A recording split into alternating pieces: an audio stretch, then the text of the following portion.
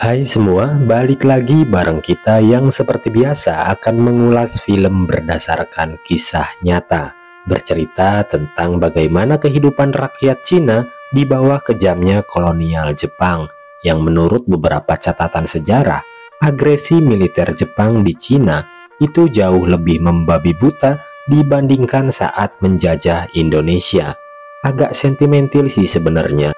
Ya, tapi lagi-lagi ini merupakan kisah nyata. Mending kita simak aja deh langsung alur cerita lengkapnya.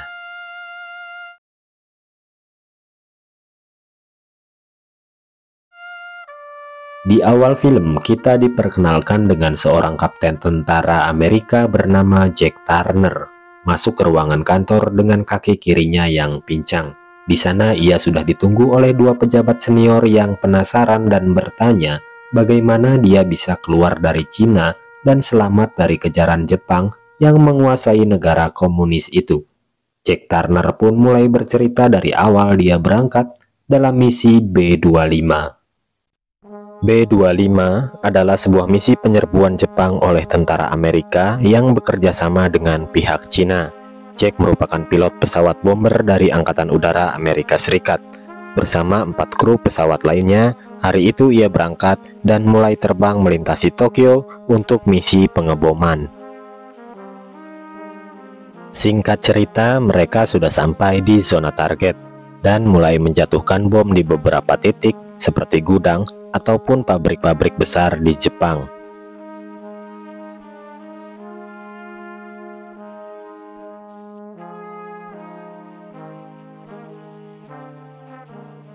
Sementara itu di daratan Cina, seorang janda muda bernama Ying yang sehari-hari bekerja sebagai pengrajin tenun kain sutra untuk menghidupi anak gadisnya yang bernama Nunu. Rajutan sutra yang sudah jadi, ia jual secara rutin pada tukang barter. Uang hasil penjualan itu, ia tabung untuk biaya sekolah Nunu. Sepulang Ying menjemput putrinya dari sekolah, di jalan ia bertemu pemuda desa bernama Kai. Kai ini sudah lama menaruh perasaan pada Ying, apalagi setelah suami Ying gugur dalam perang, mertua lamanya Ying selalu menjodoh-jodohkan mereka berdua. Tapi Ying selalu menolak dan lebih memilih hidup mandiri. Di rumahnya, Ying memiliki sebuah ruang rahasia bawah tanah yang biasa dibuka saat malam hari saja. Tempat itu ia gunakan sebagai tempat menyimpan sisa uang tabungannya. Dia juga masih rajin mengirim doa untuk mendiang suaminya. Pada malam yang sama, di pangkalan udara Kuoshu, Cina, dua prajurit Tiongkok sedang menunggu kedatangan pasukan Amerika. Namun sayangnya, saat sebuah pesawat jet tempur mendekati landasan, pasukan Tiongkok secara keliru mengira bahwa itu adalah pesawat bomber milik Jepang, karena pasukan Amerika tak seharusnya datang lebih awal dari waktu yang ditetapkan. Akibat salah perkiraan itu, tentara Cina dengan sengaja memadamkan seluruh penerangan landasan pacu. Tentu saja Jack dan awak pesawat lain panik karena tidak bisa melihat apapun di depannya kecuali awan hitam. Jack memutuskan menggunakan plan B, yaitu melompat dari pesawat menggunakan parasut. Dimulai dari 4 anak buahnya, kemudian Jack menyusul sebagai pelompat terakhir. Pesawat Amerika itu pun jatuh dan suara ledakannya tak jauh dari rumah Ying. Ying segera menutup jendela dan mematikan lampu rumah karena mengira ledakan itu berasal dari tentara Jepang. Besok paginya, saat Nunu sedang berjalan-jalan di hutan, bocah itu melihat Jack dan parasutnya nyangkut di sebuah pohon. Nunu berlari balik ke rumah dan melaporkan pada ibunya. Ying awalnya kurang percaya, tapi setelah ia cek sendiri, ternyata memang benar adanya. Mereka pun segera pergi ke rumah Kai untuk meminta bantuan rescue. Kai akhirnya membantu menurunkan Jack dari pohon itu, dan pada ujungnya mereka membawa Jack ke dalam sebuah gua tak jauh dari lokasi dia jatuh. Kai menasehati Ying dan anaknya untuk tidak memberitahu siapapun tentang kejadian ini. Tentara Amerika berada di pihak Cina, dan jika tentara Jepang tahu, maka Jack akan diburu. Siapapun warga Cina wajib menolongnya. Sore harinya, tentara Tiongkok baru sadar bahwa pesawat yang datang tadi malam adalah pesawat Amerika, bukan jet tempur Jepang seperti yang mereka kira. Parahnya lagi, di sisi lain tentara Jepang di hari itu telah menemukan bangkai pesawat bomber Amerika yang jatuh di areal persawahan. Karena mereka tidak melihat satupun awak pesawat, akhirnya mereka mengumpulkan semua warga desa di bawah komando Kapten Shimamoto. Semua warga disuruh berlutut dan diinterogasi tentang keberadaan para tentara Amerika. Kemudian datang Kai sebagai kepala desa, langsung pasang badan mewakili para warganya. Si kapten semakin marah karena para warga masih saja bungkam dan tak mengaku. Akhirnya, dengan bengis, si kapten menembak Kai dari arah belakang tepat di kepalanya. Kai langsung terkapar dan perkumpulan ini dibubarkan. Kemudian dilanjut, tentara Jepang melakukan penggeledahan setiap rumah warga. Setelah kejadian naas itu, Ying dan Nunu pulang lalu mendapatkan rumahnya sudah berantakan sisa proses penggeledahan. Namun untungnya, sisa uang tabungannya masih selamat. Lalu Ying pergi ke tempat barter langganannya. Ia bertanya pada si tukang barter soal kebenaran berita pengeboman Jepang oleh pihak militer Amerika. Pak tua itu pun menjawab bahwa berita itu memang benar adanya. Itulah alasan Jepang menggencarkan perburuan pada para tentara Amerika yang terdampar di Cina. Atas alasan itu, esok paginya Ying mengunjungi Jack di gua dengan membawakannya makanan. Jack yang masih defensif malah menodongkan revolver ke arah Ying. Tentu saja Ying takut dan langsung pergi. Untungnya dia sempat menjatuhkan makanan yang Jack pungut untuk sekedar isi perut. Selanjutnya Ying dan Nunu mampir ke rumah mantan mertuanya. Sesaat setelah prosesi pemakaman Kai di hari itu, sang mertua terus mengajak Ying untuk tinggal bersama. Karena di tengah gencarnya operasi militer tentara Jepang, akan sangat beresiko bagi perempuan seperti Ying tinggal sendirian. Namun Ying tetap kekeh pada pendiriannya untuk tinggal sendiri saja. Hari berganti, Ying kembali ke gua untuk mengantar makanan. Jack kali ini berusaha meminta bantuan Ying, namun Ying masih takut padanya. Apalagi Ying tak mengerti satupun ucapan Jack dalam bahasa Inggris. Di tempat berbeda, tentara Jepang berhasil menemukan bekas parasut milik Jack tempo hari. Kapten Shimamoto langsung menyisir tempat sekitar jatuhnya parasut itu. Ying sedang mencuci di kali terdekat. Melihat kedatangan para Jepang itu, dia pun bergegas menuju gua untuk menarik Jack dari persembunyian dan membawa Jack ke rumahnya. Jack pun ditempatkan di ruangan rahasia, walaupun Jack sebenarnya belum mengerti apa maksud semua ini. Di gua, tentara Jepang hanya menemukan petunjuk berupa tas yang biasa dibawa Ying untuk antar makanan. Di rumahnya, Ying dengan tulus merawat Jack yang suhu tubuhnya meningkat akibat luka di kakinya. Ying juga membeli beberapa obat herbal untuk penyembuhan. Siang hari di sebuah sekolah dasar, kapten datang menerobos masuk untuk mencari tahu soal tas yang kemarin ditemukan oleh anak buahnya.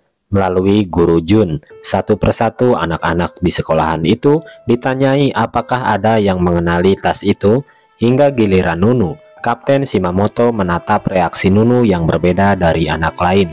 Kapten curiga Nunu menyembunyikan sesuatu.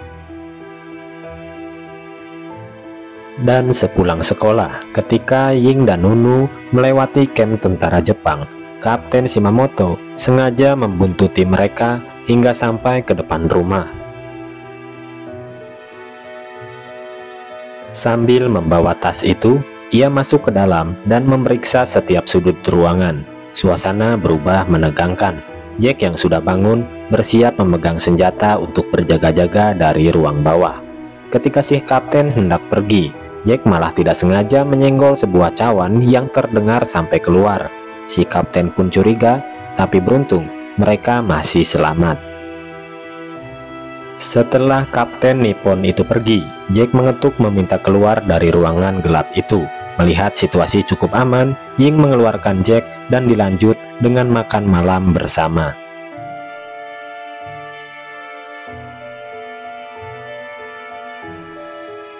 Selesai makan, Jack mengambil secari kertas milik Nunu, di mana ia mencoba berkomunikasi lewat gambar. Ia menggambar 5 pria dengan parasut dan perlu menemukan kawan-kawannya yang terpisah itu. Tapi usahanya itu sia-sia karena tetap saja Ying terkendala bahasa yang membuat Jack putus asa. Pagi hari saat Ying akan mengantar Nunu ke sekolah, dia menyuruh Jack kembali masuk ke ruang bawah demi keamanan bersama. Dan sepulang mengantar anaknya itu, ketika Ying akan kembali ke rumah, dia sempat mampir lagi ke tempat barter untuk sekedar mendapat kabar terbaru. Pak Tua mengabarkan bahwa pihak Jepang telah menemukan 4 tentara Amerika yang terdampar dan telah mengeksekusi semuanya. Di perjalanan menuju rumah, Ying juga bertemu Guru Jun. Guru itu to the point bertanya, apakah Ying sebenarnya tahu soal tas yang dibawa Kapten Jepang itu.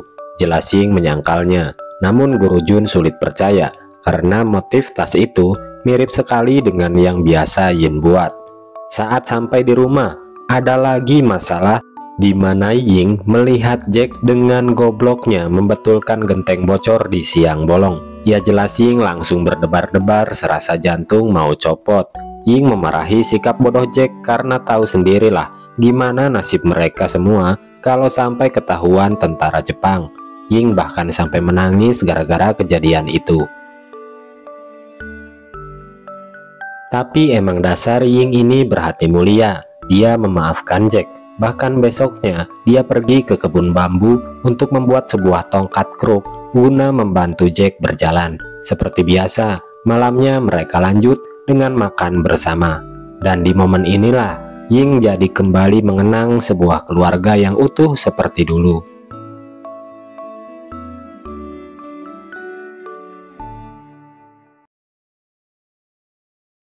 Tiba lagi besok harinya, gak ada angin, gak ada hujan. Tiba-tiba Kapten Shimamoto balik lagi ke rumah Ying, membuat Ying panik dan butuh waktu lama membuka pintu. Si kapten yang kesal langsung masuk ke rumah, bahkan minta dibuatkan teh. Tidak hanya itu, dia juga memaksa Ying untuk menghiburnya. Ya paham lah ya maksudnya.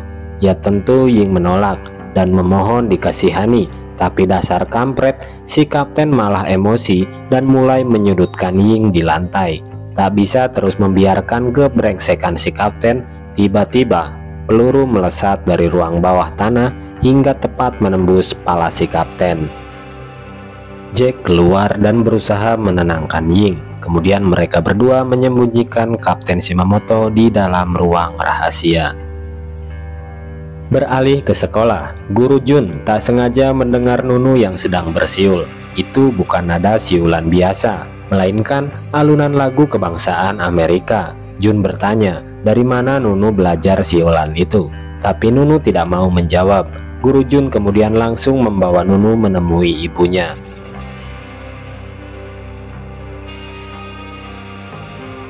Sampai di rumah Nunu, Jun bertemu dengan Ying. Jun kini sangat yakin bahwa Ying telah menyembunyikan tentara Amerika di rumahnya. Dan tanpa basa-basi, Jun langsung masuk ke dalam rumah. Di dalam, Jun sudah disambut Jack yang berdiri mengarahkan pistol padanya. Dengan bahasa Inggris yang fasih, Jun coba menjelaskan bahwa dia ada di pihak Amerika dan bersedia membantu Jack keluar dari Cina. Dia tahu akses yang tepat sebagai jalur pelarian. Rupanya, Jun ini merupakan salah satu anggota gerilya pasukan Tiongkok. Setelah Jun ditunjukkan jasad Shimamoto, Jun menyarankan agar Ying dan anaknya juga harus ikut pergi, dan pelarian itu akan dilakukan nanti malam. Pada malam itu pula diadakan operasi pencarian Kapten Shimamoto dari pintu ke pintu oleh tentara Jepang. Sebelum pergi, Ying memotong ujung rambutnya dan memberikannya pada Jack, mungkin sebagai jimat keberuntungan. Tepat sebelum Jepang sampai ke rumahnya, mereka segera memulai perjalanannya. Sesaat setelah mereka pergi, tentara Jepang menemukan jasad si kapten dan langsung membakar rumah Ying itu.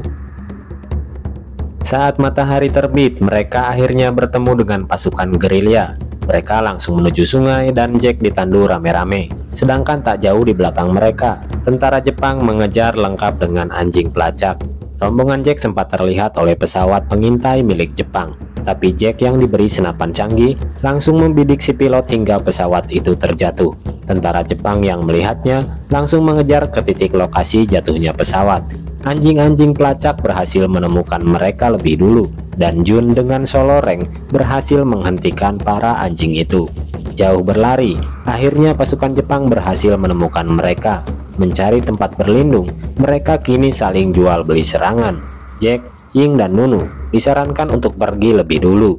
Pasukan gerilya dibuat rata, hanya tersisa Jun yang kehabisan peluru. Lalu dia dengan nekat membuka kunci granat dan boom. Ying yang susah payah memampah Jack menuju perahu akhirnya bertemu pasukan gerilya yang berjaga di tepi sungai. Posisi Ying digantikan. Namun saat Ying berlari menyusul Nunu, tiba-tiba dari arah belakang peluru tentara Jepang melesat menembus tajam ke tubuh Ying.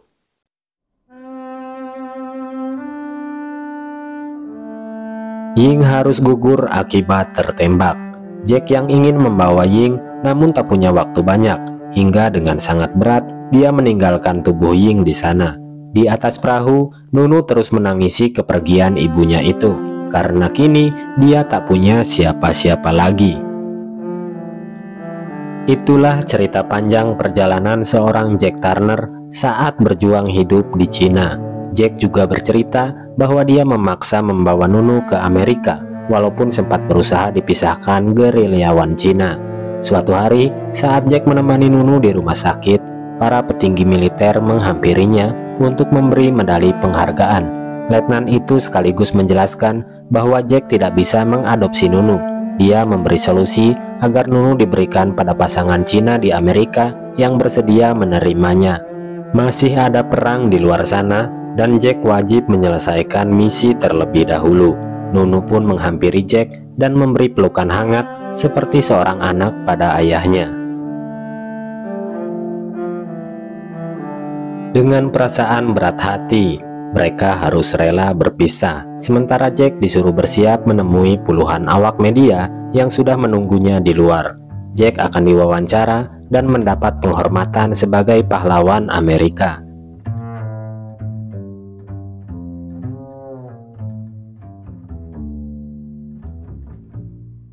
Di akhir film, 15 tahun kemudian, Jack menulis surat untuk Nunu. Surat itu berisi ungkapan hati Jack yang tak bisa melupakan ibunya. Bayang-bayang wajah Ying selalu ada di setiap hari setelah kejadian itu. Dengan melampiri potongan rambut Ying 15 tahun lalu, ia pun mengirimkan surat itu. Dan film pun berakhir.